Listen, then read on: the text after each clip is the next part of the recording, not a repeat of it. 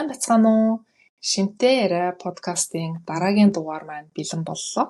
Тэгэхээр та нар маань энэ дугаарыг аягтаа цайгаа аваад, кофегаа аваад тухлан сууж сонсоорой. Сайн уу намаа? Сайн уу? Сонсогчдоо болон танд энэ өдрийн мэндийг хүргэе. За баярлалаа. За сонин сайхан юу байна? Танай нутгаар сонин сайхан юу байна? Би дандаа Швейцарт юу болж байгаа болоо гэд сонсох дуртай. Аха.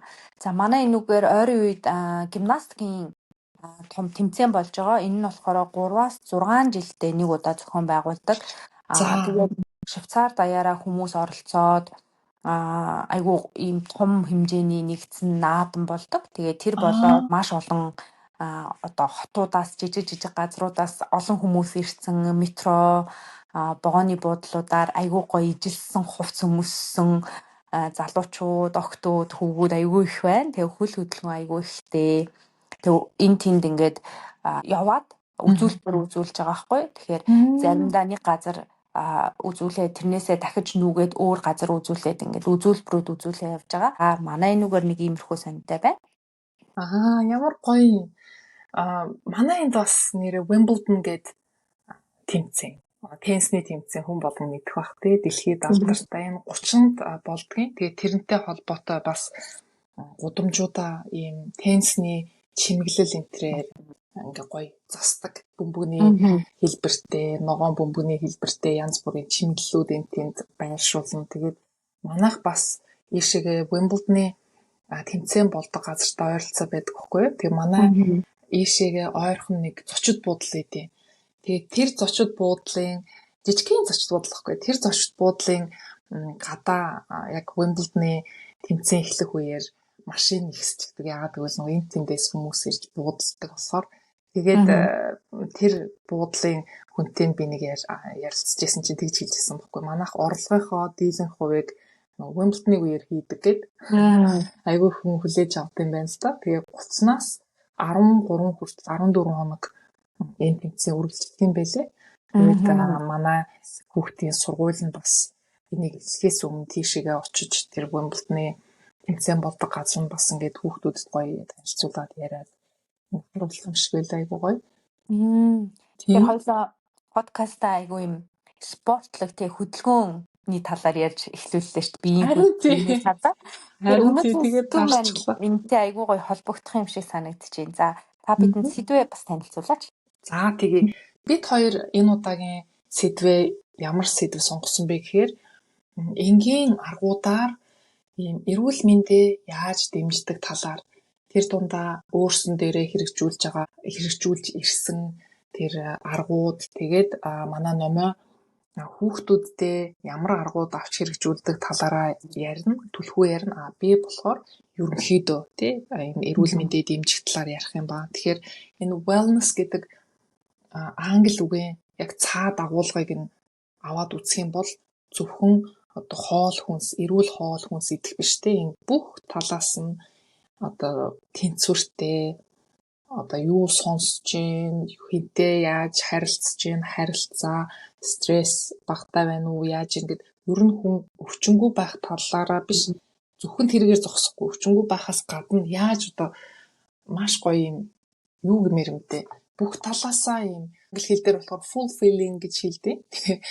дүүрэн мэдрэмж авч ингэж чанартай сайхан амьдрах вэ гэдэг талаарх юм сэдв байгаа. Тэгэхээр энэ сэдв маань бүх хүмүүс бас хамааралтай. Тэгээд дэлхийд даяараа бас тренд болж байгаа гэхэд хэсдэггүй байх. Ялангуяа цар тахлын дараа энэ сэдв маш их дэлгэрсэн. Тэгээд нэгдүгээрт хүн эрүүл, саруул, ухаан саруул те ийм хамгийн чухал юм аа гэдэг. Тэгэхээр бид хоёрын өнөөдрийн ярих сэдв зарим хүмүүсийн хувьд ерөөсөө хийдэг те өдөр тутамдаа угаасаа хэрэгжүүлдэг юм байна. Гэхдээ зарим хүмүүсийн хувьд магадгүй санаа аваад одоо өмнөх зүйлсээ баттгаад за би өнөөдөр нэг юм хийчихье гэсэн гоё дэм өгөх байх гэж бодож байна. Тийм. Тэгээ сая таны ярьсантай холбогдуулаад ярихад Дэлхийн эрүүл мэндийн байгууллагаас эрүүл хүн гэдгийг хүн өвчин эмгэггүй байхаар одоо тодорхойлохгүй тий. Бие болон сэтгэл зүйн хувьд эрүүл байхыг одоо эрүүл хүн гэж ингэж тодорхойлсон байт юм билээ. Тэгэхээр би гэхээр одоо бие махбодын талаасаа сэтгэл зүй тэгээд эмоц бас орж ирнэ тий. Ямар эмоцтой бай. Spiritual гэхээр итгэл үнэмшил, юунд итгэж үнэмшиж бай. Нийгэмшил, олонний дунд ороод харилцаа ямар вэ? Зөвхөн хамт олонтой харилцах харилцаатуудыг гэр бүлийн харилцаа, ойр дотны 2 хүн, 3 хүн гэр бүл үр хүүхдүүдийн харилцаа ямар вэ? Үүнээс бас бидний эрүүл байх уу гэдэг нь хамаардаг. Тэгээд мэдээж орчин гэхээр одоо хаана амьдарч байгаа тий ямар газар амьдарч байна. Эндээс бас бидний одоо эрүүл байх уу гэдэг нь хамаардаг учраас олон зүйлийг энэ сэдвт хамруулж болж байна. За тэгэхээр миний одоо хүүхдүүдтэй хэрэгжүүлдэг үндсэн 3 аргыг би өнөөдөр та бүхэнд танилцуулах гэж байгаа юм.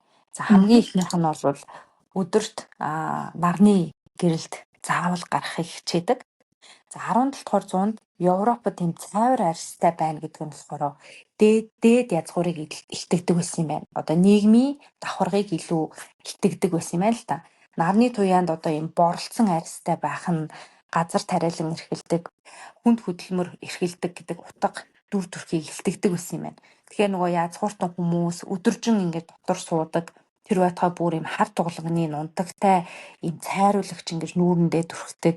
За тэгээд битүү хувцасдаг байсан юм байна. Тэгээ энэ соёл нь зөвхөн одоо тэр язгууртнуудын дунд биш цаг хугацаа өнгөрөхийн хэрээр одоо хот суурин газар шингэж хүмүүс илүү битүү хувцас өмсөх, арьсаа халахлах байдлаар одоо өөрийнхөө нийгмийн давхаргыг илэрхийлэх буюу одоо би цэмцгэр соёлтой би бол жоохон дээд язгуурих гэсэн утга санааг илэрхийлдэг байсан юм байна. Тэгээд энэний үр дүнд яасан бэ гэхээр 18 дугаар зуунаас эхлээд Европын хотуудад хүүхдүүдийн яс мөрийн хөл майгуулах, за нуруу бүгдих гэсэн юм нийтлэг шинж тэмдгүүд илэрч эхэлсэн юм байна л да. Тэгээд энэ шинж тэмдгүүд дээр тулгуурлаад судлаачид нэг сонирхолтой давхцлыг анзаарсан юм байна. Тэр нь яасан бэ гэхээр одоо энэ шинж тэмдгүүд илэрч байгаа хүүхдүүдийн ихэнх нь нартай байсан ч гэсэн өдөрт гэртээ байдаг. За тэгээ эцэг эхчүүд нь илүү нарнаас юм айхаа айцдаг, наранд гаргах тийм дургу. 3 дугаарт нь гэх юм бол тухайн амьдарч байгаа газар нь одоо таатай. За тэгээд гудамж нь харанхуй эсвэл амьдарч байгаа гэр нь одоо цонх хүч гэдэг юм уу. Иймэрхүү одоо нийтлэг шинж тэмдэг ажиглаад за энэ нарнаас болж нарны гэрэл сайн авч чадахгүйгээс болж хүүхдүүдийн дунд ийм нийтлэг шинж тэмдэг илэрж байгаа юм байна гэдгийг анх 18 дугаар зуунд тоосон байна. За ингээ 20 дугаар зууны ихээр эрдэмтэд нэг нээлт хийсэн нь хүний арьсан дээр энэ нарны хит ягаан туяа тусахад бие махбод одоо өөрөө дэ амин дэмийг нийлэгжүүлдэг болохыг тогтоосон байна. Тэгээд дэ амин дэм бол бид нар бүгд сайн мэдж байгаа тий кальцийг шимэгдүүлж хүүхдийн ясыг гихжүүлдэг, за дархлааны эсийг идэвхжүүлдэг, тархинд серотонин буюу нэг аз жаргалын дааврыг ялгаруулахад одоо оролцдог, нойрыг зохицуулдаг, мелатониныг одоо тэнцвэржүүлдэг гэх мэт маш олон одоо ач тустай байдаг. Тийм учраас ерөнхийдөө би хүүхдүүдээ одоо гоё нарны гэрэлд тоглуулах, хамтдаа дагаж гараад өөрөө ч гэсэн дэ амин дэмээ авахд одоо энэ аргыг бол би заавал хэрэгжүүлдэг. Ялангуяа манай хүүхдүүд амралтын өдрөөр гэртээ байгаа үед би тэгэд өглөөний наранд аяг их гарах дуртай 9-11-ийн хооронд яагаад гэхээр энэ нарнаас ялгарч байгаа энэ хит туяа ч бас хортой хоргоо хурц гэж байдаг.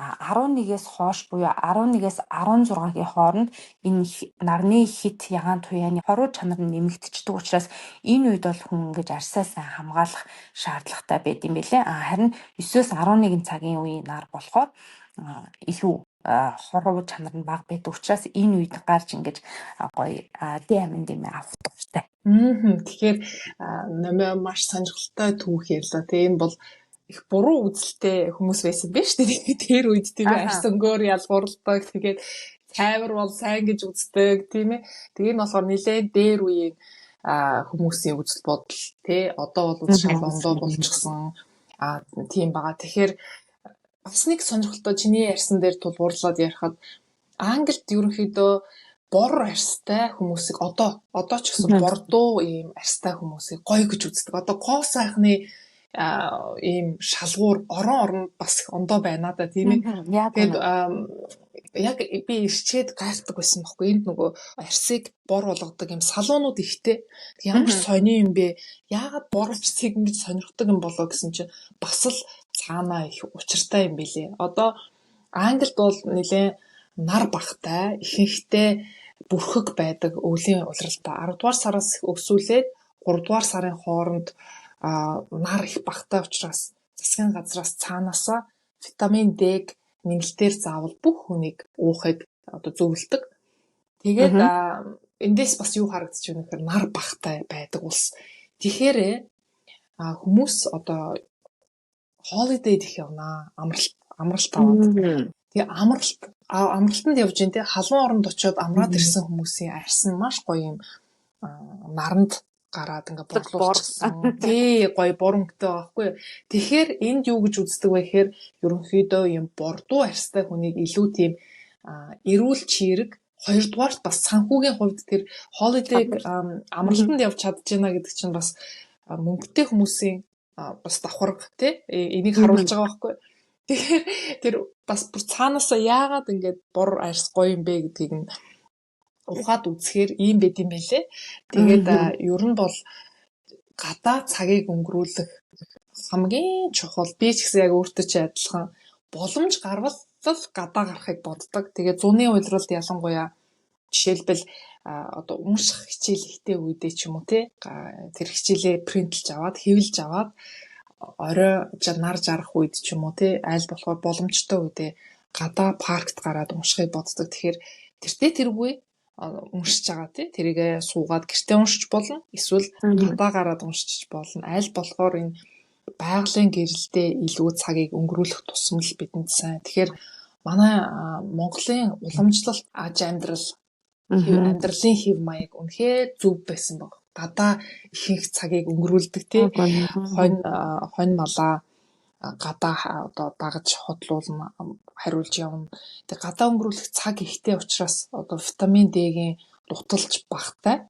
Угаасаа тэртээ тэргүй арьсаараа дамжуулаад бид үйлдвэрлэж байгаа тэр витамин D-гээ дэмжиж ингээд авчдаг учраас. Тэгээ хот суурин газар бид бөглүү газар дөрвөн хамны дунд ингэж хүрээлэгдэж амьдрах тусам одоо нөгөө гаднаас витамин D-г авах тэр боломж нь багасаад байгаа. Тэгээд дээрэс нь өвлийн улиралд битүү хувцас өмсчихдэг тий өвлийн хүүтэнд битүү хувцас ингээд өмсөө явчихдаг учраас тэгэхээр гадаа зүгээр л өглөө эртхэн шиг гараал алхчихж байна гэдэг нь бид эрүүл мэндэд дэмжих хамгийн чухал алхмаа. Тэгээ би ч гэсэн яг хэлдэг байх өглөө бид хүүхдүүддээ баярлах хэрэгтэй, хүүхдүүдэд зөөж гинэ гэдэг нь тий сургуульд нь зөөж гинэ гэдэг нь биднийг эцэг эхчүүдийг бас наранд гаргачаад байгаа байхгүй юу? Хүүхдүүдийнхээ ачаар тий тэг би хүүгээ бас багт нь байнга нөгөө манай гэрийн хажуу талд айгүй гоё юм тоглоомын талбайтай аз болоход байсан. Тэр нь томоо юм. Яг скутертэй наваад гардаг. Тэгээ манай хүү скутлээд өдөржингөө гадаа. Тэгэл гадаа цагийг өнгөрүүлж байна гэдэг нь гэртээ байхад хүүхд чинь бас нөгөө хийх юм багтаа байдаг штэ тий. Цэцэрлэг сургуульд явдаггүй л бол тэр хүүхдээ саатуулах хэрэгтэй. Гадаа аваад гарчих юм бол хүүхд чулуугаар тоглоол хажууд олдсон нэг ялангуяа байгальтай ойрхон байх юм бол мөчр модон дээр тоглоол ингээл өөрийгөө гоё саатуулаа явчихдаг. Тэгээ энэ одоо нэг энерги хүүхд бас нэг гаргах хэрэгтэй шүү дээ гадагшаага. Тэгэхээр хүүхд чинь ингээд бухимдаад ялангуяа эрэгтэй хүүхд бол гэртээ 4 амны дунд зурагт үзээ суугаад байх юм бол за тэгээд ааш гэж хэцүү болно. Тэгээд сахилгагүй гэдэг нэр авдаг. Гэтэл энэ нь болохоор биеийг нь сайхан хөдлөж өгөө дээрэс нөгөө авах хэвээр нарны гэл чинь бас биднийг юм гоё баяртай, жаргалтай тий нэг юм гоё болгоод ингээд цааш нь явах юм бол гэр бүлийн харилцаа гэдэг юм руу бүр ороод ирчихэж байгаа. Тэгэхээр яаж игээл хүүхдүүдээ хувцалж аваад өглөө аваад гарах л хэрэгтэй гэж би боддоо. Чамтай бол 100% санал нийлж ин тэр арга дээр нэмэ. Саяхан би нэг жишээг бас энэ дээр дурдъя гэж бодож байна. Швейцарын Ньюшател гэдэг хот байдаг. Энэ Ньюшателд болохоор эмчнэр өвчтнүүдэд зориулаад музей бол энэ ботаник цэцэрлэгт хүрээлэнд үнгүү орж болох юм жор бичиж өгдөг болсон юм байна. Энэ нь болохоор 10,000 швейцар франкийн ийм төсвийг гаргаад тэгээ хотын 3 музей нэг ботоник цэцэрлэгт хүрээлэнтэй хамтраад тэгээд 1-2 жилийн юм туршилт явуулж байгаа юм байна.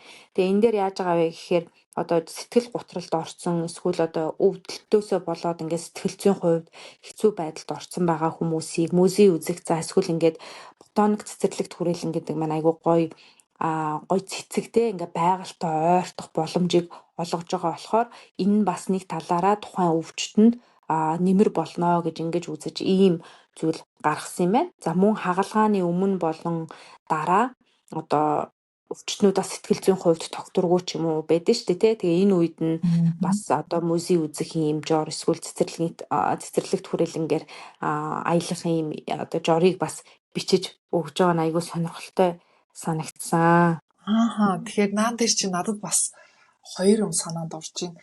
Би RPM Congress гэдэг энд болдог байхгүй яг одоо nutritional therapist-уудын очиж оролцдог бүгдээрээ ингээд цуглаад конференс хурал цуглаан хийдэг. Тэгээд хамгийн сүүлийн үед яригдчихэж байгаа тэр сэдвүүдийг ярьдаг ийм гоё арга хэмжээ болдог. Тэгээд би тэрэнд бас оролцож байхад нэг лекцэнд би суусан орж. Тэр лекц нь юуны талаар байсан бэ гэхээр бас яг эмчилгээнд одоо ялангуяа сэтгэл зүйн асуудалтай байгаа хүмүүст эмчилгээ бичиж өгнө. Тэр эмчилгээ нь юу вэ гэхээр хөдөө гараад ногоо хурааж байгаа ч юм уу тий эсвэл ферм дээр амьтдтай газар тэр хүнийг явуулаад тэрэнд мэдээж зардал гарна шүү дээ тийм айлд амьдраад тэр айлын одоо нэг хэсэг нь болоод туслаад ингээд явах нь шүү дээ. Ингэхээр одоо сэтгэл зүйн хувьд асуудалтай байгаа залуучуудад ялангуяа маш сайн үр нөлөөтэй байгаа нь харагдчихсэн. Тэгэхээр энэ төслийг хэрэгжүүлж байгаа хүмүүс бас засгийн газарт энэ төслөө бас өргөж бариад одоо ийм төсөл байна тий энийг өргөжүүлээ дэмжээч гэд ийм талаас нь ярьж исэн баггүй юу. Тэгэхээр би бас тэрийг сонсоод бодож исэн. Ер нь хүн нийгмийн амьтан учраас нэгдүгээрт хүмүүстэй харилцаад хүнд тусаа өгж гинэ гэдэг нь сэтгэл зүйн хувьд хүнийг эрүүл байлгахад их сайхан тусалж байна тий. Хоёрдугаарт яг чиний хэлсэнчлэн байгальтай одоо ойрхон ургамал ногоотой ойрхон ногоон орчинтой ойрхон байгцсан гадаа гарах тусам сэтгэл бас идэгчихэд. Тэгээ монголчуудын хувьд ч гэсэн дээр үед нэг гоё үг байгаа шүү дээ тий. Би манай ээж бас ярьжсэн байхгүй юу. Дээр үед настай хүмүүс гарч залуу хүмүүсийг тэгдэг байсан гинэ. Гарч юу яа? Аргал түүх юм бол лайл амчиг нэмгэрнэ гэж хэлдэг байсан гинэ. Тэгэхээр чи залуу хүн гэртээ ингээ суугаад ах юм бол чи бие физиологийн хувьд ч гэсэн ийм одоо тогтносон юу гэх юм те хөдөлж ах хэрэгтэй гэдгийг мэдчихсэн байгаа байхгүй манай дээр үеийн одоо хөрчүүл маань. Тэгэхээр одоо хүүхдүүдээ гарч гадаа аргал түүхээр чинь тэр хүн чи биеэ хөдлөж जैन гадаагаараа салхинд явж наранд гарч जैन те. Тэгэхээр би бас одоо боддог байхгүй ийш тийшээгээ явахтаа сайхан алхаад байгальд гарахтаа лайл амчгаа нэмгэрүүлж шүү би гэж боддیں۔ Ингээ хурсан тэр их юмыг биеэс ингээ гадагшлуулахад те энд ингээ тусалж байгаа. Тэгэхээр одоо музей гэж чи бас тэгж юм тэр надад бас их гоё сонирхолтой санагдлаа. Ягаад тэр хүн бас урлагаар айгүйх тэтгэгддэг урлагийн сайн сайхныг харахаар бас шинжлэх ухаанаар бүр тайлбарлсан байлээ тэрийг. Хүн ингээ гоё өөрөөсөө маш томыг ингээ хараа мэдрэхээр жишээлбэл урлагийн музейд ороод вау ямар гоё юм бэ гэд нэг гоё уран зургийг хараад ч юм уу хүний хийсэн бүтээлийг харахаар хүний бие дотор бас нэг тийм гайхшрал бахархал тийм нэг гоё сэтгэлийг өргөсөн юм ялгардаг байх нь байж тээ одоо дотроос аршаан ус гэх юм уу да тий хүнийг тэтгдэг. Тэгэхээр хүн дотроос бас эдгэрэл явагддаг. Тэр эсүүд тэтгэгдэж байна. Тэгэхээр англи хэл дээр болохоор AWEO би одоо буруу дуудаж иж магадгүй оо гэдэг байхгүй тэрийг одоо юу хэмдэ ингээд хараад жишээлбэл шөнө оддоо тэнгэрийг хүн харахаараа вау ямар гоё юм бэ гэж ингээд биширж штэ тий эсвэл сайхан бүтээл хараа сайхан дуу сонсох ч юм уу энэ гоё дотроосоо биширч байгаа тэр гоё мэдрэмж нь эргээд эрүүл мэндийг дэмждэг учраас магадгүй танай нутагт тэр бяцлалд орох байгаа хүмүүсийг тий очоод сайхан музей үзэдэрч гэдэг юм уу ингэж явуулдаг баг. Тэгэхээр энэ wellness гэдэг зүйл нь бид хоёр одоо энэ подкастынхаа хамгийн ихэнд ярьсан шүү дээ зөвхөн нэг талаас биш бие болоод сэтгэлийн энэ дэмжлэг энэ бүхнээс хамаарч хүний эрүүл мэнд хамаардаг гэдэгтэй айгүй гоё холбогдож байгаа юм шиг санагдлаа. Тэгээ би энэ эрүүл дадал мастер класс гэх тэмдэглэлээ бичиж явахдаа бас нэлээд олон тийм юу харж исэн байхгүй, судалгаанууд, сонирхолтой судалгаанууд хараад байж хат байгальд гарах, ялангуяа байгальд гарах боломжгүй хүмүүс бас байгаа тийм нэлээд хотод амьдардаг, яг хотын төвдөө амьдардаг, машин унаа байхгүй хүмүүс ядаж нэг ийм ногоон талбайтай ийм цэцэрлэг хүрээлэнд ороод суухаар бас хүн ингээ гоё тайвширсан мэдрэмж авдаг гэж байгаа байхгүй. Тэгэхээр та хэд амралтын өдрөөрөө гоё байгальд гардаг гэж юм. Тэгээ тэр нь бас гэр бүлд ямар гоё дэмжлэг болж байгаа вэ гэж би бодож байна л да. Танаа амьдарч байгаа газар бас гоё уул муултай сүртэй харагддсан билээ штэ. Их гоё хараад ногоон талбай ихтэй бах тий. Альфийн нуруу Швейцарын нутгийг дайрч өнгөрдөг болохоор их сайхан сүрлэг уултай, за тэгээд устай ийм газар байдаг. Тэгээ байгалийн нутгийн хувьд бол гоё. Тэгээ бидэхэд бас одоо ганцхан уул гэхгүй энд нуур руу орох боломж зөндөө байдаг.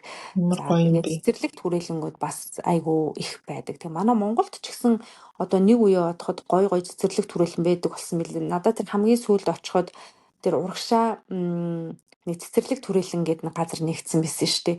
Рио Тинтогийн ясан уу? Тэр мөр бол өстой гоё юм шиг санагдсан. Тэгээ манай Монгол ч гэсэн гоё тогтцтой газар зөндөөтэй. Та 5 богд явж үзчихсэн үү? Нэг юм гоё гол молтой тий яахан гоё тогтцтой юм бэ?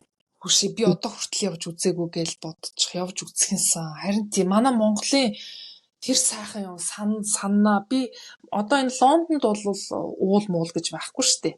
Тэгээд ер нь уулархах газар багтай ийшээгээ миний амьдарч байгаа нутагт. Гэхдээ Шотландын тийшээгээ явхаар бас уултаа байхгүй. Тэгээ бид хэд машинаар нэг удаа Шотландын тэрээр явсан. Тэгээл ингээл гоё уул гараад ирсэн чи аягүй сонь ингэдэм билээ. Би ч одоо уултаа нутгийн хөвгт учраас уул гараад ирэнгүүт шууд Монгол дуу санаанд ороод. Тэгээд шууд би юун дээрээ нөгөө ая тоглуулж явахдаа хинтийн өндөр уус гэдэг гоё хийлээр тоглосон агуу тийм гоё юу байгаа шүү дээ. Хөгжим. Тэр мэрийгээ шууд сонсомоор санагдаал. Тэгээ би яг нөхөртөө хэлжсэн баг. Монголд байгаа энэ гоё уртын дуу, гоё дуунууд чинь хүн байглаа хараад л тий. Байглаа харангуут өөрөө ирэхгүй сэтгэл цэлмээ, сэтгэл хөдлөөл тэгээд шууд дуулдаг байсан баг те гэсэн чинь маа нөхөр. Бас нэг юм германчууд альфийн хүмүүсийн бас уулан дээр гараад ингээд дуулдаг нэг юм гоё юу байдаг шүү дээ. Хүүхдийн кинон дээр гараад цасан цагаан дээр лөө гардаг. Би одоо энэ даач аялж чадахгүй дууч юм байсан. Чи намайг юу ярьж байгааг мэдчихээн уу? Тэгсэн чи манай нөхд гэсэн тэр нутгийн хүмүүс бас тэр дуугаа тэгэл гаргасан байх те гэдэг. Тэгэхээр ингээд сэтгэл хөдлөгдөг сэтгэлээр ингээд гоё дэмжиж өгдөг. Байгальд гарах их гоё шүү. Тэгээ Монголд бол 100 нөгөө гараар шидчихнэ гэдэг шиг те бүдэрээ хөдөө гараад тэр нь бас нэг тийм гоё нийтээрээ ийм олуула бас ийм сэтгэл санаа тэр бие махбодын хувьд гоё дэмжлэг эдгэрэл явагдаж идэг гэж боддоо шүү. Хөдөө явдаг энэ юу нь Монгол уламжлална.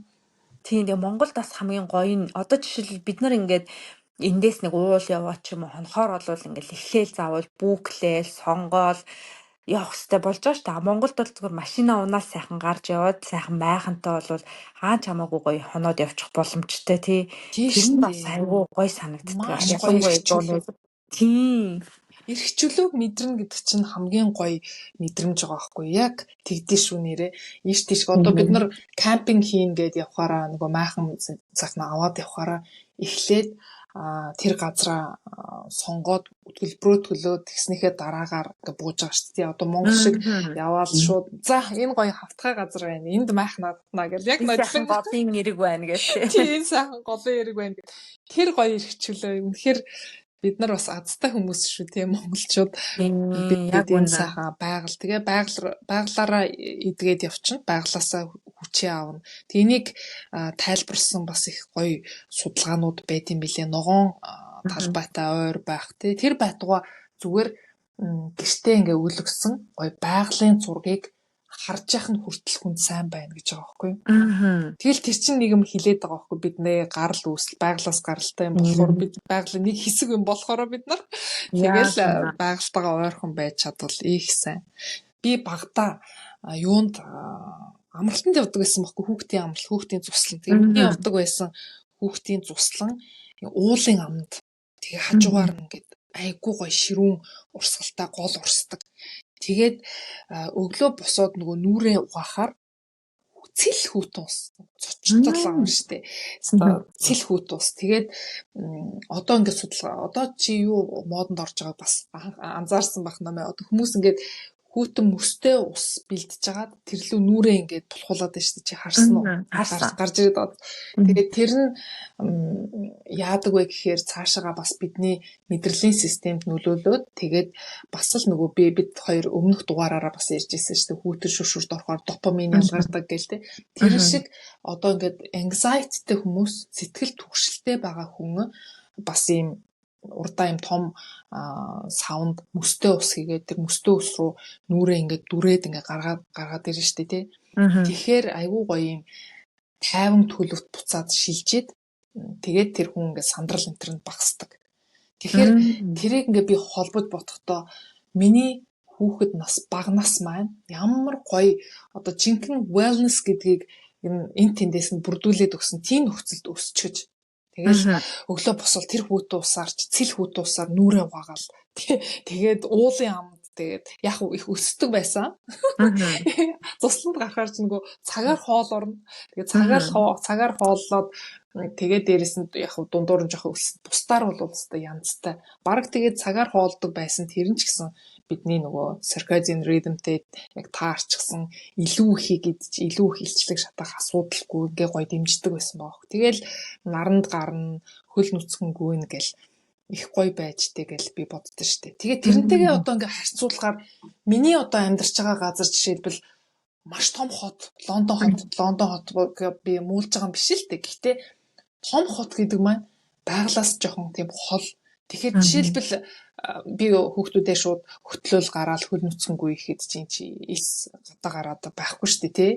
Ингээл сайхан урсгал гол зүлэг ногоо байхгүй шүү. Тэгэхээр би жоохон юу яадаг байхгүй хичээдэг байхгүй бас хичээхээс өөр аргагүй болчихж байгаа. Яаж энэ хоёр хүүхдээ авч нэг байгальтай тий ойрхон гаргачихгүй гэж хагас бүтэн сайнд чинь аваал ийш тийшээ явна л та. Тэрийг одоо өөрөө тийм гоё юм үзсэн хүн чи тэрийгэ үр хүүхдүүдтэй өгөх гэдэг штеп бас тийм ээ. Тэр чи тэгж штеп бүтэн хагас бүтэн сайнд хүүхдүүдээ аваад нуур руу явдаг, байгальд гардаг гэл тэгж штеп. Тэр чин бид бас нөгөө багаас нь энэ үр удамдаа айтаахан тэр хэрэгцээг нь одоо суур хэрэгцээг нь хангачих гээл үзээд байгаа байхгүй. Тэгээ ингээ суур хэрэгцээг ингээ ярихаар чи усны талаар айгүйх сошиал медиагаараа дамжуулаад өөрийнхөө дагагчтай мэдээлэл хүргэхийг хүсдэг. Тэгээ яагаад чи усуу гэд ингээд идэх талаараа яриач юм аа.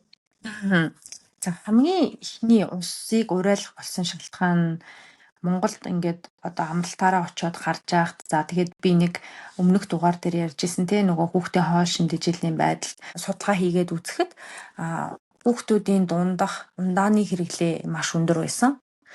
Яг ингээд усны саваа аваад юм уу усуугаа явж байгаа хүүхдүүдийг би бол яг үнэндээ айгу ховхон харсан. Дипломын талбай дээр ч гэсэн хүүхдүүд ийм ундаатай те ундаа хажуудаа тавьж сууж байгаа.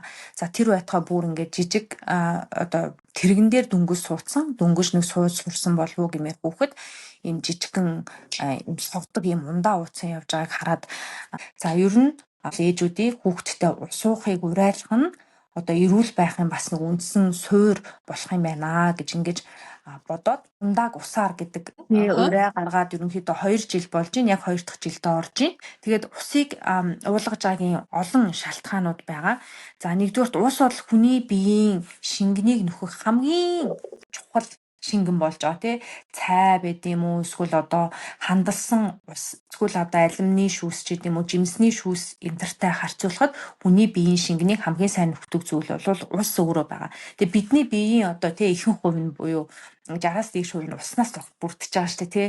Тэгэхээр ус гэдэг бол маш чухал. За нөгөө талдаа хүн бол хоолгүй хэдэн хоног бол явчих чадах байхаа. Усгүй бол хэцүү, амьдрахад хэцүү тий. Тэгээ үүнээс харахад ч гэсэн хүний биед ус гэдэг ямар чухал вэ гэдгийг бид нар харж болж байгаа. Би нэг судалгааг хавсаргая гэж бодож байна. Энэ нь болохоор сая 2015 онд Америкийн нэгдсэн улсын Калифорни их сургуулийн эрдэмтдийн хийсэн судалгаа байхгүй. Тэгээ судалгаанд 9-12 настай 52 хүүхдийг оролцуулаад тухайн хүүхдүүдэд 2 бүлэгт хуваагаад нэг бүлгийнх нь хүүхдийн усны хэрэглээг нэмээд нэг бүлгийг нь болохоор ердийн хэмжээгээр нь уулгасан байна. За ус уулгаснаас 2 цагийн дараагаар шалгалт авч үзсэн байна. Ингээх үед одоо усыг нөгөө ердийн бүлгээсээ илүү их хэмжээгээр уусан хүүхдүүдийн анхаарал төвлөрөлт сайн байсан, ой тогтоолт сайн байсан.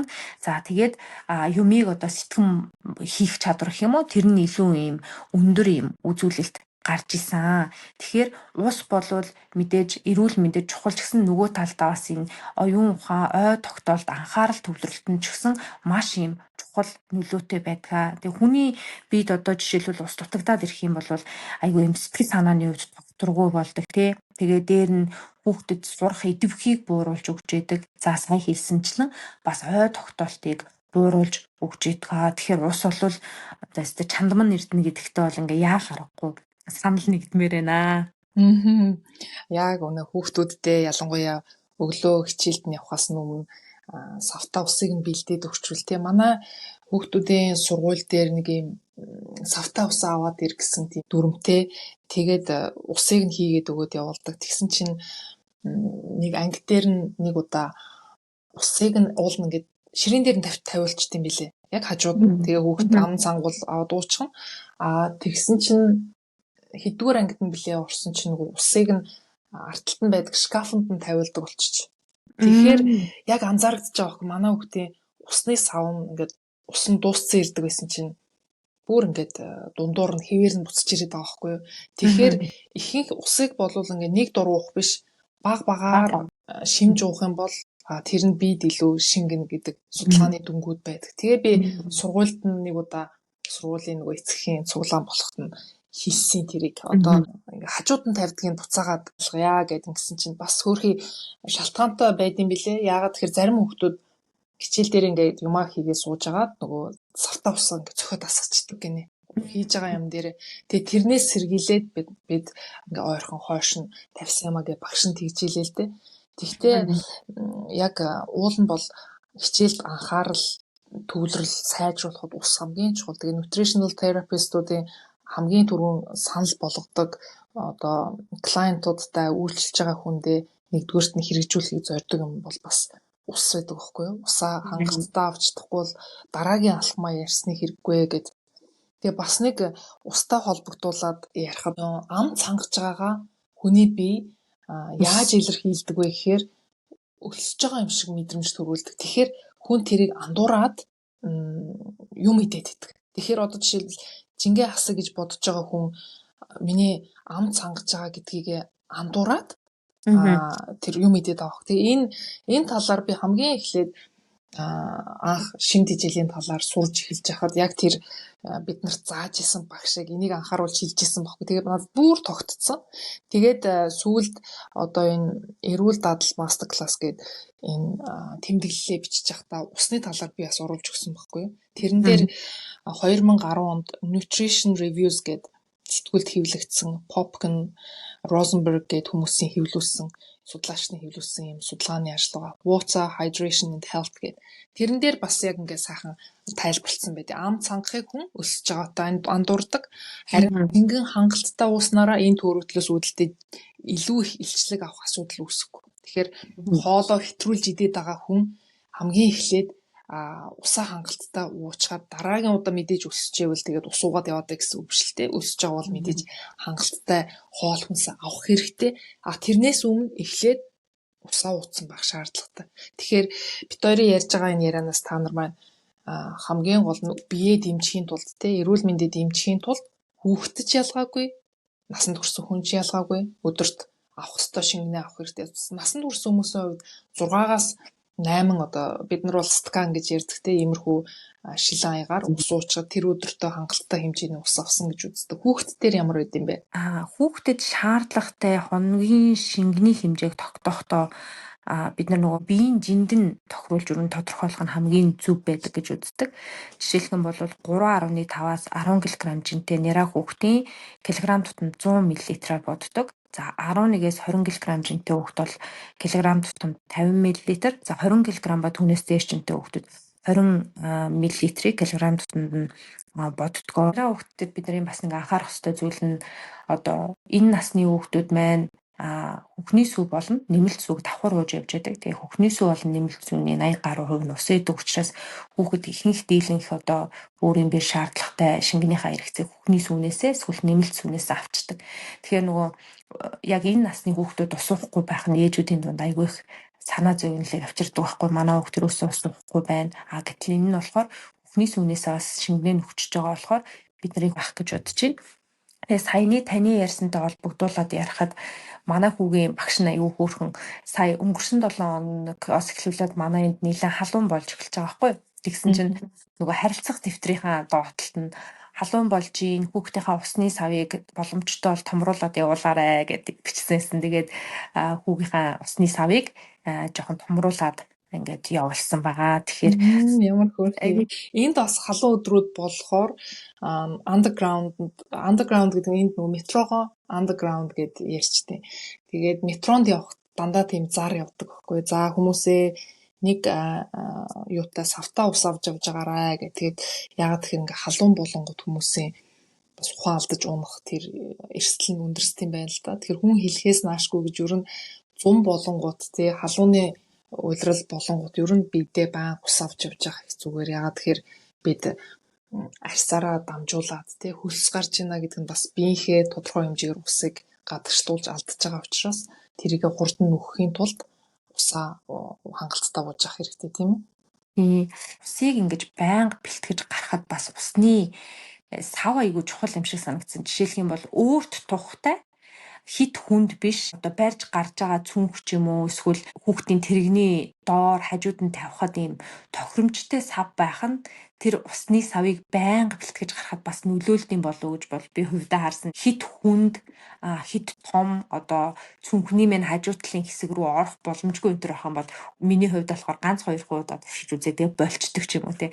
Тэрний оронд ийм хөнгөн авсаархан мөртлөө одоо ийшээ тийшээ ороход гомсон гэдэг юм уу. Тийм санаандаас ингээ 2 3-ыг аваад дүүргээд аваад явах нь бас ингээд ус уух дадлыг хүүхдэд бий болгоход айгүй чухал юм шиг санагдсан. Тэр нөгөө байнгын бэлтгэлтэй явах нь нэгдүгээр дадлыг бий болгоход чухал байдаг. Нөгөө талдаа сандран худалдан авалт хийх буруу сонголт хийхээс одоо сэргийлдэг. Тэгэхээр хүүхдтэй яг нас болон бие бэлтрийн хөгжилд тохирсон усны савыг бэлтгээд тэгээд тэрийг ингээд байн хажуудаа авч явах нь бас хит их ундааны хэрэглээнд өртөх. За нөгөө талдаа ундаа гэдэг чинь бас үнэтэй тий байнгын аваад ахаар эдийн засаг ч гэсэн ингээд сайнаар нөлөөлт юм болов уу гэж бодсон. Гэх мэтчлэн та ингээд өөртөө болон хүүхдүүдтэй ус уух дадлыг бий болгохдоо хэрэгэлдэг ч юм уу анзаарсан ямар нэгэн арга тип байна уу? Би яг л чамтай санал нэг байна. Ягаад тэгэхээр гэртээ ялангуяа гэртээ 2 төрлийн ундаа аваа тавиад үзээрэй. Нэг нь болохоор жуус ч юм уу одоо бэлэнтэй дэлгүүрээс бэлнээр худалдаж авсан нөгөө юм хайрцагтай юм жууснууд байдаг штеп. Концентрацийн жуус гэж хэлдэг тий. Хуурай ийм юу шиг мунтаг байлгаж жагаад буцаагаад ус нэмээд арвижуулаад ингээд гаргачихсан. Тийм жуус ч юм уу тий. Эсвэл ундаа. За нөгөө талд нь ус. Тэгэхээр хүүхд хаашаа явж байгааг хараараа шууд чихэрлэг юмруул явна. Тэгэхээр гэртээ юуг сонгож байршуулж байна вэ гэдэг нь ээж аавуудын л гарт байгаа шүү дээ тий. Асран хамгаалалт эмээ өвөө тэр хүүхдийг харж байгаа хүний гарт байгаа. Тэгэхээр бид гол нь нөгөө орчингоо тэгээд одоо ус тавиад ингээд бүрдүүлчих юм бол айтаагаа. Тэгээд ус уух дургүй хүмүүс бас байж болно. Хүүтэн ус дэмийгээд тий. Ийм нөхцөлд бүлээн одоо юу байж бүлээн усаас байж болно л доо. Манай амьдарч байгаа газар крантны усаа шууд уух боломжтой. Өөрөөр хэлбэл крантны усыг шууд ундны ус болгоод ашиглаа шууд уух болцоотой ийм хот байхгүй. Гэхдээ би аль болохоор гэртээ усаа буцалгачдаг. Яагаад тэгэхээр сүүлийн үед бас нэг бидний санааг чилээж байгаа нэг юм бол микропластик гэдээ ороод ирсэн. Микропластик гэдэг нь одоо бүр жижигхэн маш бага хэмжээний одоо хуунцар тий. Тэгэхээр тэр хуунцар бас одоо савлгаатай ийм хуунцар савлгаатай усыг жишээлбэл машиндаа удаан байлгаад машин магадгүй халчих юм бол тодорхой хэмжээгээр тэндээс нэвчих магадлал бас байгаа. Тэгээ тээвэрлэлтийн явцад жишээлбэл хав халуун юм машинд тээвэрлэх ч юм уу тий. Тэгээд иймэрхүү бас асуудлууд яригадаад байгаа учраас тэрийг бууруулдаг нэг арга нь усаа бас буцлагчвал зүгээр байдаг. Тэрийг буцлахаар агуулгадж байгаа тэр одоо юу бичил хуунц руу буурдаг тийм судалгааг би ноёдлон яг Монголд байж байхдаа энэ судалгааг би олж уншиж ирсэн.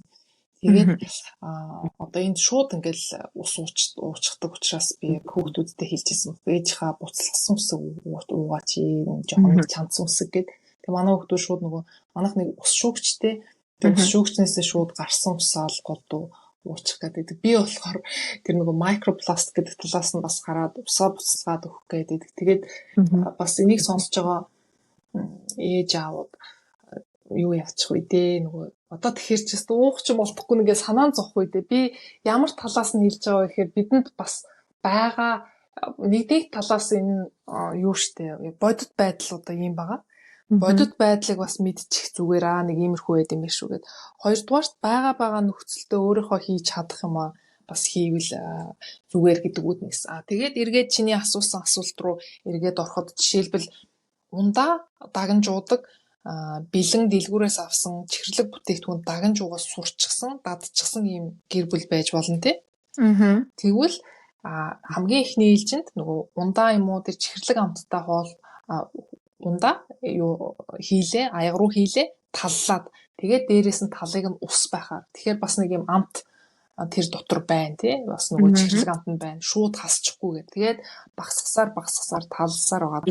Яваандаа ус болгоул зүгээр. Тэгхгүйгээр гинтийн өөрчлөлт ер нь их үр дүн муутай. Гинтхэн хасаад л болгож чинь гинт бүх юм өөрчлөн тий.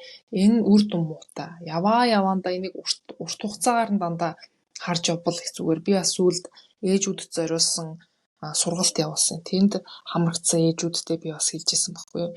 Гинт юм өөрчлөн гэхгүйгээр алсын зорилго тавиад одоо нэг жилдээ манайх ер нь энэ ундаа удаа багсгаад ус уудаг болгочих юм бол болно гэд ингээд зорилго тавьчих юм бол тэрэндээ нэг мэтгэд хүрсэн байдаг. Тэгэхгүй нэг өдөр бүх юм өөрчлөвөл тэр бол үсрээд нэг 7 хоног буцаад хэвийн өмнөх зуршилгуугаа унахад амархан байдаг учраас. Тэгэхээр хүүхдүүд ихэвчлэн ундааг ууж байгаагийн гол шалтгаан нь нэгдүгээр дахь мэдээж гоё сайхан амт нь тий. Хоёрдугаар гэх юм бол бас өнгөтэй холбоотой байд юм лээ. Тэгэхээр хэрвээ хүүхэд нь гоё өнгөтэй ундаанд дуртай болвол байгалийн жимсийг усан дотор нь хийгээд баг зэрэг юм зөгийн бал хийгээд тэгээд одоо нэгээс дээш насны хүүхдүүдэд зөгийн бал өгнө, нэгээс доош наснд бол зөгийн бал өгөхгүй гэдгийг бас галс хэлчихье. Тэгээд жоохон зөгийн балтай бүлээ усан дээр хөлдөө нэрс нэг 2-3 ширхгийг хийгээд утгахад тэр маш гоё амттай мөртлөө гоё өнгөтэй юм ундаа болдог. За цэцэргэн бас энэ тийм манад гоё юм байгалийн зэрлэг цэцэргэн байдаг. Тэр бас айгүй гоё өнгө нэмдэг. Тэгэхээр улбар шар өнгийн ундаан дуртай хүүхдүүд авах юм бол нэгээс дээрсний хүүхдүүд жоохон зөгийн бал хийж агаад цэцэргэн хөлдөөс нь цэцэргэн хийгээд ингээ утгаад өгөх юм бол өнгө бөгөөд амтын хувьд бол бас гоё болдгоо. Гэх мэтчлэн аргаар гэртээ яаж ундааных нь хэрэглээг бууруулж болох вэ гэдэг дээр иймэрхүү типүүдийг ашиглаж бас болдог шүү. Зөвхөн ус биш бас хоол унднаасаа бид шингэнийг нөхөж авах. Бас тэр юу байдаг тийм ээ ном. Тэгэхээр жишээлбэл хүн шингэнээ нөхдөө 20% нь хоолноос үлдсэн 80% нь бусад шингэн төрлийн унднаас авч байгаа. Жишээлбэл жимс ногоо угаасаа усны агуулмж ихтэй учраас жимс ногоогоо идчих юм бол эслэгээ аавна нэгдүгээр. Эслэг авж ийн гэдэг нь бичиж битүүдэд итгэж чинь. Хоёрдугаарт нөгөө өдөрт авах хэрэгтэй шингэнээ ингээд гоё ногоо жимсээр дамжуулаад авчиж байгаа тий. Тэгээд өргөс хэмэг селери, тарвас ч гэдэг юм уу иймэрхүү ус их агуулдаг жимс ногоо хэрглэж ивэл бас их сайн. Тэгээ хүүхдүүд ч ихгүй бас том хүмүүс дуртай иддэг болохоор. Тэглгүй яах вэ? За тэгэхээр бид хоёр өөрсдийнхөө болон хүүхдүүдийнхээ эрүүл мэндийг дэмжихийн тулд усныхаа хэрэглэн дээр бас маш сайн анхаардаг гэдгийг саяны энэ яриагаар одоо хэлхийг хүслээ. За 3 дахь гол арга болвол нойртой холбоотой зүйл байгаа. За тэгэхээр би хүүхдүүдийнхаа эрүүл мэндийг одоо дэмжихийн тулд багаас нь эрт унтаж сурахын дадлыг бий болгоход хичээж байгаа. Тэгээ яг ээж бүхний хувьд бол яг нойрны тал одоо эрт унтуулах энэ дадлын тал дээр бол яг одоогийн байдлаар бол маш амжилттай явж байгаа. Хүүхдийн өсөлт болон одоо энэ яс болон булчингийн хөгжилд оролцдог даавар болох нөгөө өсөлтийн даавар гэж хэлдэг те. Энэ бол хүүхдийн шүн одоо гүн нойрны ихэнх үед хамгийн их хүчтэй ялгардаг юм байна. Энийг цагаар аваад үзэх юм бол оройн 10 цагаас шөнийн 2 цагийн хооронд хүүхэд унтаж байх юм бол энэ өсөлтийн даавар нь их ялгардаг. Тэгээд энийгээ дагаад хүүхдийн өсөлт бас айгүй сайн явагддаг гэж үздэг юм байна. Тэгэхээр хүүхэд оронд орсноосоо хойш дунджаар нэг 60-аас 90 минутын дараа энэ үе эхэлдэг гэсэн үг. Тэгэхээр 22 цагаас өмнө одоо 60-аас 90 минут гэхээр нэг 8:30-аас 9-ийн хооронд хүүхэд нь унтчихээж яг энэ 22 цагт энэ одоо нойрныхоо үе рүү ороод энэ нь өсөлтийн дааврыг ялгарахад илүү нөлөөлдөг юм билээ. Тэгээ үүнтэй холбогдуулаад би судалгааны ажил уншаа явж дөнгөж саяхан хэвлэгдсэн нэг сонирхолтой судалгааг олж харсан. Тэг яг хийгдсэн хугацаа нь болохоор 2011-ээс 2014 оны хооронд өгөгдлөө цуглуулсан юм билээ. Тэгээ Япон улсад хийгдсэн судалгаа байгаа байхгүй юу? Нийт 52 мянга гаруй хүүхдийг хамруулад 1.5 наснаас нь эхлүүлээд 3 нас хүртэл нь одоо судалж үзсэн байна.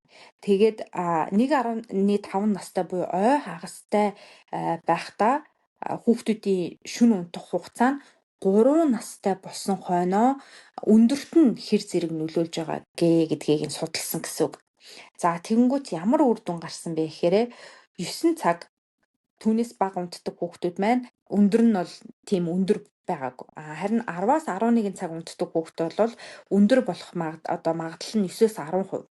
За 11.5 цагаас дээш унтдаг хүүхдүүд нь 25%-аар илүү одоо өндөр болох магадлалтай байна гэсэн ийм үр дүн гарсан юм билээ. Тэгэхээр шөнийн нойр гэдэг бол мэдээж хүн унтаж амрах чухал. Гэхдээ нөгөө талдаас хүүхдийн өсөлтийн дааврыг одоо ялгарах энэ үед нь айгүй чухал гэсэн үг. Тэгэхээр нөгөө 22 цагаас хойш унтдаг, 23 цагаас хойш унтдаг. Яг энэ өсөлтийн даавар ялгардаг энэ цаг дээр идэвхтэй байж явах юм бол энэ дааврын ялгарлыг одоо сайн одоо бидээ авч чадахгүй гэсэн үг байхгүй юу? Тэгэхээр энэ даавар нь хүүхдүүд дээр хамгийн их чухал нөлөө ялангуяа өсөлтөнд нөлөөлд юм байна. Том хүмүүстээр ч гэсэн ялгаагүй насанд хүрсэн хүмүүстээр growth hormone яг ялгарх цагтаа бид ялгарч чадчих юм бол жишээлбэл дасгал хийсний дараа булчин эргээд нөхөн сэргээх тэгээд цаашлаад нөгөө дархлааг сайн байлгахад энэ чухал нөлөөтэй байдаг. Тэгэхээр зөвхөн хүүхдүүд ч гэхгүй насанд хүрсэн хүмүүс бас хангалттай хэмжээгээр нойроо авч чадчихвээ гэсэн. Яг ийм учраас би энэ нөгөө эрүүл дадал мастер классаа л ярих гэдэг. Тэрэн дээр болохоор яг нөгөө эрүүл амьдрахад хэрэгтэй суурьуудыг нь би оруулж багтааж өгсөн байхгүй юу? Энэ тэмдэглэлийн өмнөх хэсэг. Тэгчээд хүн нөгөө энэ мэдээллүүдийг мэддэг мөртлөө ингээ суулгахад их хэцүү. Тэрийг суулгахын тулд өөртөө нэг хяналт хийгээд эсвэл хажуу талаас нэг хүн одоо эрт хүмүүстээ чи оронд орох цаг болцсон байж таг ингээ хилээд авахар бас уучртай. Тэгээ бид нар ер нь хилүүлээ сурчихсан. Багасаа нөгөө ээж аваараач тэр багшаараа хилүүлээ сурч учраас тэр нь бас тодорхой хэмжээр бидэнд хадгалагдсан байдаг. Тэгэхээр тэрийг бас өөрчилж өөртөө хяналт тавьж шалгаж явхад ийм тэмдэглэл маш чухал байдаг. Яагаад тэгэхээр nutritional therapist-ууд одоо нэг client аваад тэр хүнийхээ ер нь хэр унтжээ, ямар хоол идэт юм бэ гэдгийг тэмдэглэл хийлгээд тэрэн дээрээсээ суурлаад тэр датаг collection хийгээд аваад тэр мэдээллийг аваад түүн дээрээ суурлаад бас өөрчлөлтийг хийх санал болгодог байхгүй. Тэгэхээр энэ тэмдэглэлийг ингээ гаргасан бас нэг шалтгаан тийм учиртай. Өөрөө хүн хэдэн цаг унтсан бэ гэдгийг тэмдэглээд явна. Тэгээ маргааш нь ер нь хангалттай нойр авч чадаагүй бол эртхэн шиг орондоо орхонсон гэдэг хүн бас бодно шүү дээ, тийм ээ. Тэгээ эртхэн шиг орондоо орчих юм бол эрт унтах тэр нөхцөл нь бүрдэнэ. Тэгээд манайх ч гэсэн ялгаагүй ер нь жоохон тийм уйтгартай гэр бүл манайх эртхэн орондоо ороод өгдөг. Тэгээд багаас нь хүүхдүүдээ яг хажууд нь эрт хүн унтуулах гэдэг хажууд нь ороод хэвтэл ном өмөрчгөл ингэхээр ээжийн хувьд аавын хувьд бас нэг юу гэх юм асуудал гэх юм уу хажууд нь хүүхдээ дараа л хамт хөвцөр аа эрт унтуулах гэдэг өөрөө ингээд цагаа алдаад тий нозоороо нөгөө орой юу босч юм хийх мантаа ингээд нэг мэтгэд хүүхдтэйгээ хамт эсвэл унтаад өгсөн шөнийн 2 цагт сэржиж явах шиг тий ийм байгаад байдаг. Гэхдээ ингээд яагаад эний одоо ингэж үр дүн хамгийн сүүлд нь гарч ирдэг вэ гэхээр хүүхд хамгийн гол нь эрт унтах тэр дадлыг бас авчиж байна. Хэрвээ тэр дадлыг суулгах чадаагүй хожим том болсон хойноо оройт ч унтаад байсан ч гэсэн амьдралынх нь хамгийн чухал үе хамгийн бага наснд нь ээж аав эрт унтуулаа сургачихсан учраас бас хийх юм одоо хөрөнгө оруулалт хийцэн гэсэн үг тийм эрүүл мэндэд нь хөрөнгө оруулалтаа хийчихсэн. Тэгэхээр за ийм байж болж байна. Орой тэг ажлаасаа аав ээж хоёр ирээд хүүхдүүдтэйгээ ингээ ярилцаад хоол ундаа хийсээр нэг мэтгэд 11 цаг болчдөг. Тэгэхээр ийм гэр бүлүүдийн хувьд ямар арга байж болох вэ? Бидний хамгийн хийж чадах амархан айл болгонд байгаа юм бол гэрэл байгаа тий. Тэгэхээр энэ гэрэл айгу тод өнгөтэй ялангуяа өдрийн гэрэл гэж бид нар нэрлэдэг дээрээ ингээ тогтоочдөг шүү дээ. Алтгоонд маш хурц өнгөтэй, тод өнгөтэй, таазнаас тусдаг гэрэл гэдэг. Тэгэхээр хүний бид одоо тэр дээрээс тусж байгаа тэр гэрлийг мэдрэгч эсүүд байгаа. Тэгэхээр тэр эсүүд нь дээрээс гэрэл байгаад тахаар ямар мэдээлэл бас өгөөд байна вэ гэхээр нартаа байгаа ч юм шиг те дээрээс тусаад байна шүү дээ гэрэл. Тэгэхээр ер нь бол унтах цаг болоогүй юм байна гэсэн энэ мэдээлэл бас бийд очиж байдаг. Гэтэл тэр гэрлүүдээ бүгдийг сайхан унтраагаад гэртээ давсан гэрэл гэдэг бидний нэрлэдэг юм гадуураа давс шиг тэгээд бүдгхэн улбар шар өнгөтэй гэрэл байгаа тийм гэрлүүдийг одоо ширээний тавцсан дээр байрлал өөрөөр хэлбэл доош нь байрлуулна гэсэн үг доогуур нам доор газар байрлуулад. Тэгэхээр манай гэрийн одоо бүх гэрэл тийм байхгүй юу? Дээр тусдаг гэрлүүд байгаа. Тэр гэрлүүд хизээ унтрдаг вэ гэхээр ерөөсөө 6 цагаас унтрана. Англид бараг 4 цаг харанхуй болчдөг. Тэгэхээр өвлөдөө штэ. Тэгээд 4-5 цаг болоод ингээ харанхуй болоод ирэнгүүт гэрлээ асах хэрэгтэй болно. Тэгэхээр орой 6 цаг гээл дээдлээс асж байгаа гэрлээ унтраагаад нөгөө бүдгхэн улбар шар өнгөтэй гэрлээ ингээ асаагаад ингэчих юм бол гоё ингээд натуралаараа хүний нойр хүрээд ингээд нэг 10 цаг болоход гоё тайвшраад ингээд унтахад сайхан бэлтгэгддэг. Тэгэхээр энийг бас ингээ аваад үзэхээр нөгөө дээр үед хүмүүс зулын гэрлээ гэртээ асаагаал тэр тог цахилгаан гэж байсан биш. Бүр тэрнээс урагш нь аваад үзэх юм бол нөгөө галаа тойрч амьдардаг байсан тэр үе рүү оруулаад үзэхээр тэр гал бол доор нам доор л байдаг шүү дээ тийм ээ галын гэрэлдүүл тэгээ галаасаа жаа тэгээд харанхуй болохоор аянда нөгөө circadian rhythm дотоод хэмнэлээрээ унтаад өгдөг. Тэгээ тэрийг бас орчин үед нөгөө орчин үеийн хүмүүсийн хувьд асуудал нь байнгын гэрэл асч идэг тэгээ гадаач гудамжинд гэрэлтэй гэрлийн бохирдол үүсдэг болчихсон. Тэгэхээр агаарын бохирдол гэдэг шиг гэрлийн бохирдлоос үүдээд хүний нойронд асуудал үүсч эхэлдэг. Тэгээд хөрхий бас нөгөө ээлжийн ажилтай хүмүүс байнгын тод гэрэлтэй ялангуяа сувилагч нарт бас нэг асуудал үүсдэг нь юу вэ гэхээр одоо энэ гэрэлтэй холбоотойгоор дотоод хэмнэл алдагдаад тэгээд дотоод хэмнэл алдагдсанаас болоод одоо халдварын бус гаралтай өвчин ч юм уу эсвэл илүүдэлчин ч юм уу энэ эрсдэл бас өсдөг байна л да. Тэгэхээр гэрээр зохицуулах бас их зүгээр арга юм шиг надад санагдтыг. Нойроо дэмжихийн тулд. Тэгээ бас их сонин судалгаа байлээ хараатай холбоот хүүхдийн хараатай холбоотой. Тэгээд би тэр судалгааг ер нь гоё ийм байж тэгээд өөрөө олж мэдсэн судалгаа таарангуут дорн нөгөө инстаграмаараа ч юм уу те эсвэл Facebook пэйжээрээ дамжуулаад хүмүүст хүргэхийг боддог байхгүй. Гэхдээ харамсалтай нь бас нөгөө цаг гэдэг маань хомс болохоор тэр болгон ингээ контент хийгдэж чадахгүй юм. Гэхдээ яг энэ миний хэлчихэж байгаа мэдээллийг би яг юу болгоод reels болгоод бас Instagram дээр оруулж исэн юм байна. Тэгэхээр хүүхд унтахдаа тас харанхууд унтах юм бол хожим хараа ойрын хараа мууддаггүй. Яг гэрэлтэй дунтаа сурсан хүүхд байнгын гэрэлтэй тий бүдгэн ч гэсэн ялгаагүй гэрэлтэй дунтаад сурсан хүүхдийн хараа том болохоор харааг ингээ шалгаад харьцуулаад үзэхээр хараа нь муудах эрсдэл нь бас өндөр байт юм билээ. Тэгэхээр болж өгвөл хүүхдүүдэд тас харанхууд унтуулж ивэл их сайн шүү гэдгийг бас сонсож байгаа хүмүүстээ хүргье. За тэгэхээр хоёулаа өнөөдрийнхөө энэ подкастаар энгийн бөгөөд үнэгүй олох боломжтой дадлуудыг бий болгосноор эрүүл мэнд хэрхэн одоо сайжирч болох вэ гэдгийг тайлбарлахыг зорилоо тий. Тэгэхээр нарны гэрэл бол бид нар хүн болгон эрх тэгш авах боломжтой гараад тий. Тэгэхээр нарны гэрэл байна, за ус байна.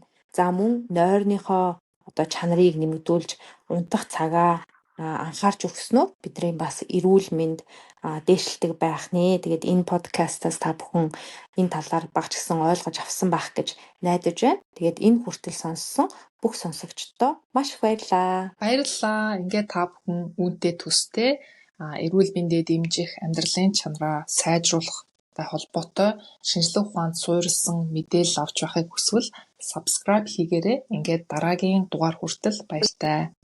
Баяртай.